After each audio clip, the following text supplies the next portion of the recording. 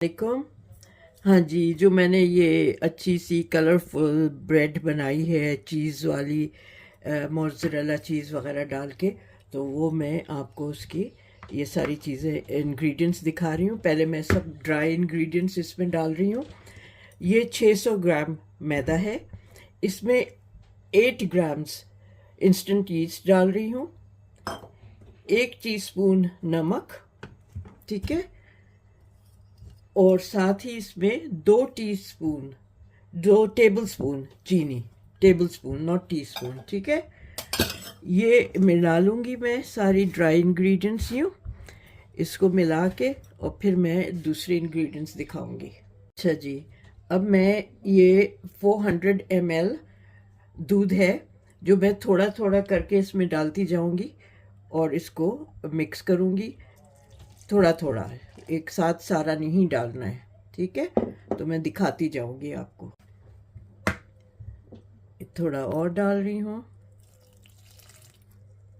ये लूकवार्म दूध है, ठीक है। हमेशा याद रखें कि ठंडा नहीं डालना है, हल्का सा इतना गर्म हो कि आपकी उंगली उसमें आराम से ठहर सके, लूकवार्म को डालना है। उससे ये है कि यीस्ट जो है वो एक्टिव हो जाएगी चीनी और दूध से, गरम दूध से, या तो गरम दूध डालते हैं या फिर गरम पानी डालते हैं। बहुत खोलता हुआ नहीं होता, इतना हो कि उंगली का उसमें हो जाए, ठीक है। अच्छा जी, अभी दूध पूरा डाला नहीं है, लेकिन अब मैं इसमें 2 टेबल स्पून ऑलिव ऑयल के डाल रही हूँ, ठीक है। 2 टेबल स्पून ऑलिव ऑयल आ गया इसमें, और 2 ही टेबल स्पून इसमें वाइट विनेगर जाएगा, ठीक है। ये वाइट विनेगर इसमें जाएगा 2 टेबल स्पून, और 2 टेबल स्पून ही इसमें मैंने ऑलिव ऑयल डाला है। और फिर बाकी का और दूध डालती जाऊंगी और मिक्स करके आपको दिखाती जाऊंगी।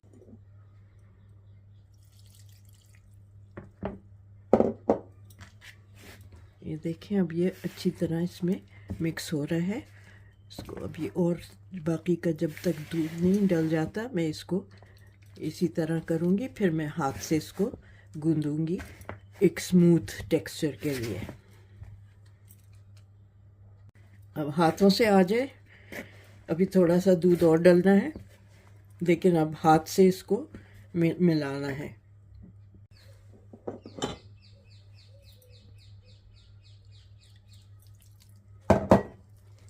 ये देखें, अच्छी तरह इसको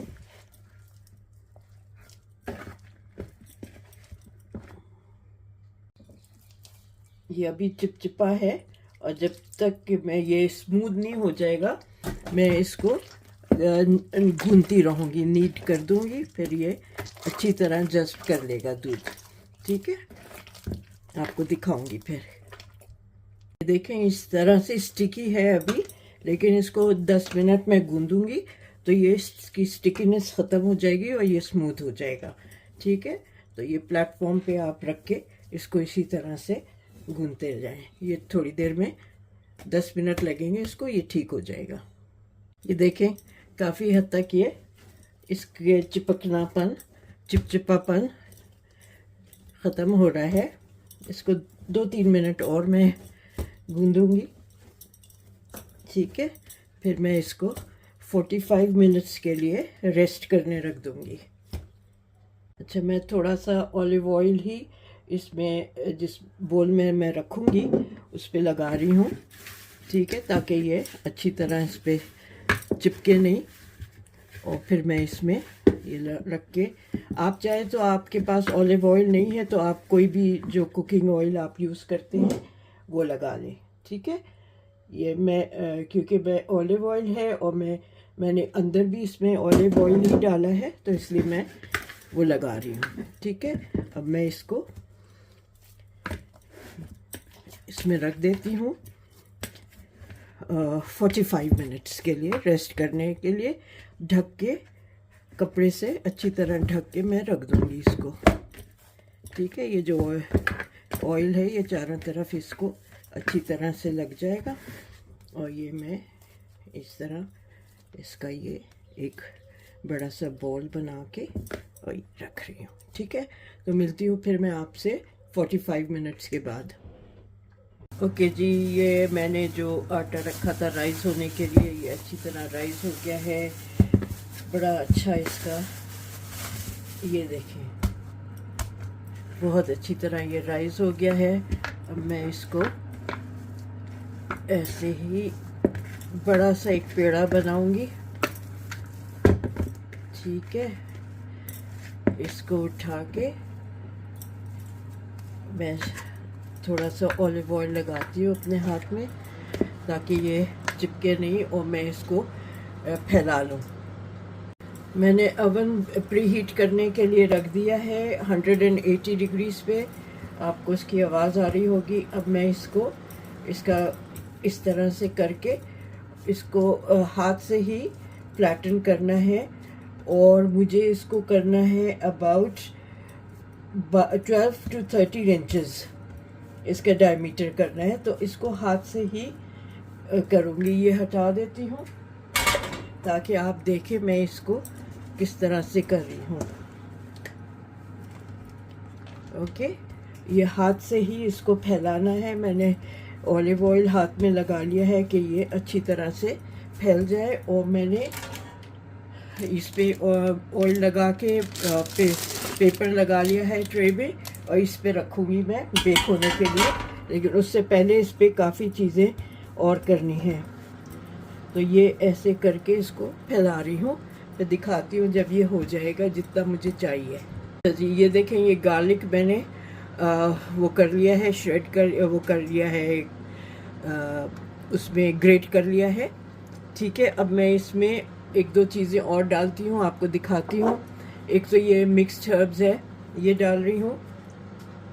टीस्पून मैंने मिक्स्ड हर्ब्स डाले हैं। अगर आपके पास फ्रेश दिल हो तो आप वो भी डाल सकते हैं। मैंने मिक्स्ड हर्ब डाला है। अब मैं इस पर, मेरे पास दिल नहीं है तो मैं इसमें कोरिएंडर मिला रही हूँ।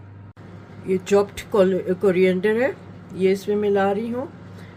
और फिर अब मैं इसमें वो ऑलिव ऑयल मिला के और ब्रश से इसको इस पे लगाऊंगी। लेकिन वो लगाने से पहले एक इसमें पैटर्न बनाना है, वो दिखाती हूँ। ये 13 इंचेस का हो गया है ये सर्कल जो है। अब मैं इस पे ये रख रही हूँ इस तरह से और मैं इसको प्रेस करूँगी, एक ये पैटर्न बन जाएगा इस पे। ठीक है, इसको इस अच्छी तरह इस पे प्रेस कर रही हूँ ताकि पैटर्न बन जाए।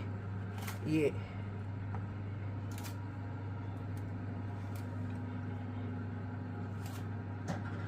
दबा दबा के ताकि ज़रा पैटर्न अच्छी तरह से, क्योंकि ये आटा वापस वो हो जाता है ना, सुकड़ता है।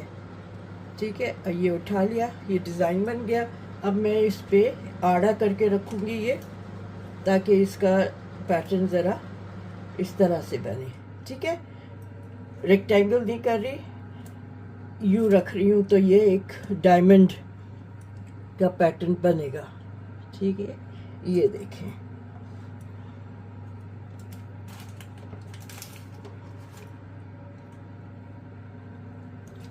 इससे यूज़ करने से यह है कि सब इक्वल साइज़ के हैं। वैसे तो यूँ आप छुरी से भी कर सकते हैं, लेकिन ये मैं चाह रही थी इक्वल साइज़ हो तो मैं इसका इस्तेमाल कर रही हूँ।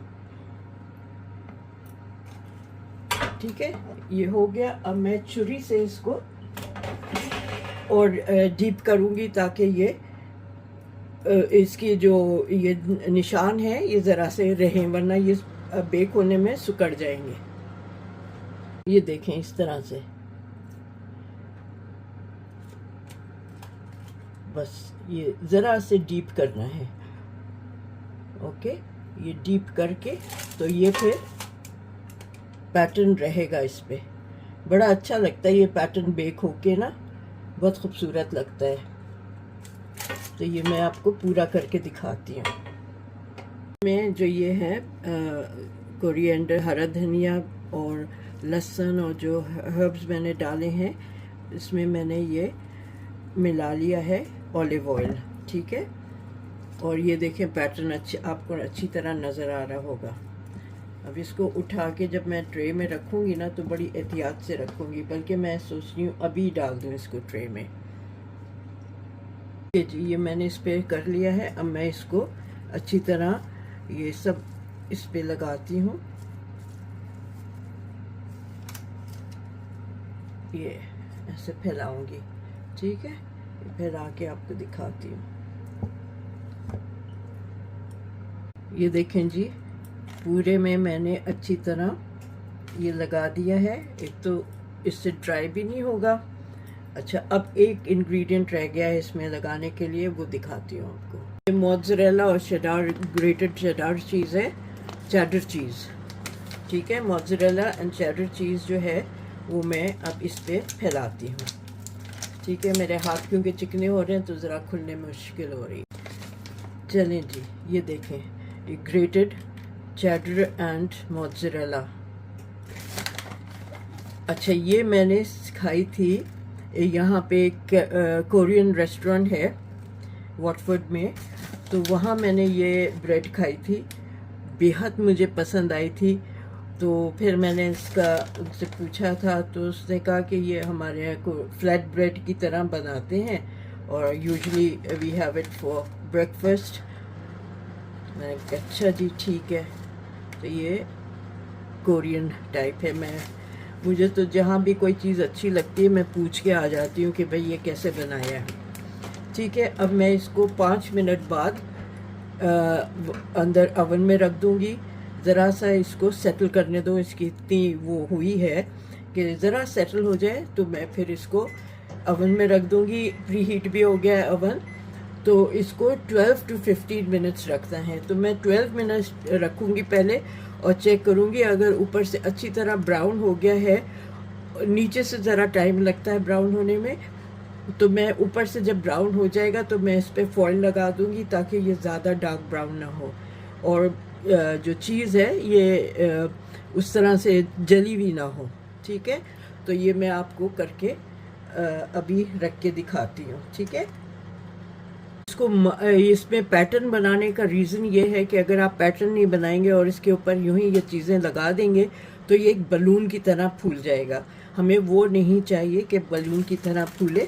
अब ये हो गया है अच्छी तरह से सेटल। तो अब मैं इसको रख रही हूँ पहले 12 मिनट्स के लिए, फिर अनदर 3-4 मिनट्स, फिर मैं आपको निकाल के दिखाऊंगी। देखें, दिस इज़ व्हाट, ये अभी इस तरह से है, ठीक है। लेकिन मुझे पता है नीचे का हिस्सा अभी अच्छी तरह बेक नहीं हुआ, जो नीचे का बेस है। तो इसको मैं इससे ज़्यादा डार्क नहीं करना चाहती, तो मैं इसको कवर कर दूँगी और फॉइल से। और इसको अभी 12 मिनट रखा है, अनदर 3 मिनट्स में मैं इसको निकाल लूँगी, फिर आपको दिखाऊँगी। ओके जी, ये हो गया पूरा, इसको लगे हैं 17 मिनट, ठीक है। ये देखें, ये इसकी क्रिस्पीनेस, और नीचे से भी अभी बहुत गर्म है तो मैं पलट नहीं जा सकती। नीचे से भी इसको जब आप नॉक करें तो एक हॉलो, जैसे ब्रेड में आती है ना हॉलो सी आवाज़, उसी तरह इसकी आवाज़ आनी चाहिए। तो अभी ये गर्म है और मैं इसको फिर ज़रा सा, ये 10 मिनट में ठंडी हो जाएगी, हैंडल कर सकूँगी, तो मैं फिर इसको आपको काट के भी दिखाऊँगी। ओके जी, ये अब ठंडी हो गई है काफ़ी हद तक, तो मैं आपको पलट के दिखाती हूँ। ये देखो, ठीक है, ये आवाज़ आनी चाहिए इसमें से, ठीक है। ये हॉलैंड्स की। मैं इसको ले जाके आपको सर्व करने का दिखाती हूँ जी। ये देखें, इसको मैं आपको काट के दिखाती हूँ, एक छोटा सा पीस। आपको आवाज़ आ रही होगी क्रंचीनेस की, ये देखें, ठीक है। और मैं ऐसे यहाँ से काटती हूँ।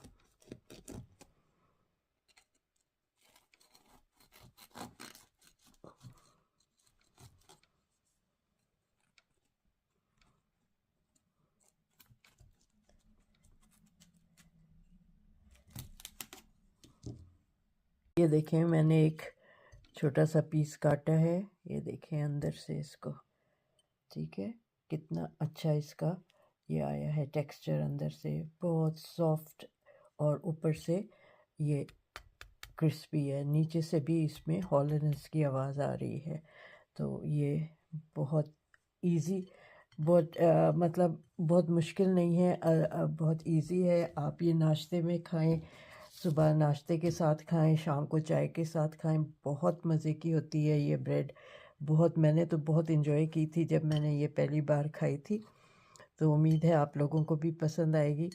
तो मैं इसको इस तरह से रखती हूँ यहाँ, इसको ढक के ऐसे, और फिर मैं, ताकि ये जो है इस पर कोई मक्खियाँ वगैरह ना आए और ये अच्छी तरह ठंडा हो जाए। ठीक है, तो उम्मीद है आपको ये वाली मेरी रेसिपी भी पसंद आई होगी, और आप मुझे सब्सक्राइब करें। रिक्वेस्ट है एज़ यूजुअल, हमेशा की तरह मेरे चैनल को सब्सक्राइब करें, लाइक करें, शेयर करें और मुझे कमेंट ज़रूर दें। और ये ब्रेड ज़रूर बनाइएगा। मेरे पूरे घर में इसकी इतनी अच्छी खुशबू आ रही है।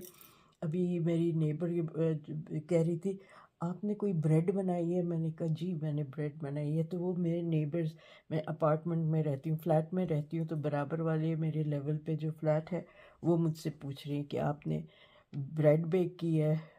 तो उनके घर तक इसकी स्मेल जा रही है। तो उम्मीद है आपको भी पसंद आएगी ये ब्रेड और आप लोग बनाएंगे। मिलते हैं फिर जल्द ही एक और रेसिपी के साथ। जब तक आप अपना ख्याल रखें। अल्लाह हाफिज़, फ़ी अमान अल्लाह।